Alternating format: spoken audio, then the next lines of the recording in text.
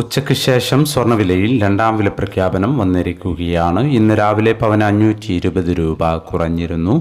എന്നാൽ ഉച്ചയോടെ വിപണി വീണ്ടും താഴേക്കിറങ്ങുകയും ഉച്ചയ്ക്ക് ശേഷം രണ്ടാം വില പ്രഖ്യാപനം വരികയും ചെയ്തു.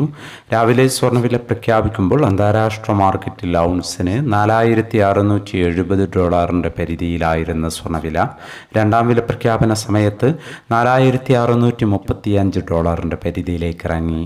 ഇപ്പോൾ തങ്കവില ഗ്രാമിന് കാലിക്കറ്റ് 14,950, തൃശ്ശൂർ എറണാകുളം 14,940 എന്നീ നിലകളിലാണ് എത്തി നിൽക്കുന്നത്. എല്ലാ വ്യൂവേഴ്സിൽ നിന്നും ഒരു ലൈക്ക് പ്രതീക്ഷിച്ചുകൊണ്ട് ഇന്നത്തെ രണ്ടാം വില നോക്കാം. ഉച്ചയ്ക്ക് ശേഷം പവന് 800 രൂപ കുറഞ്ഞു. ഇന്ന് 28/4/2026. പവന് 1,11,400, ഗ്രാമിന് 13,925.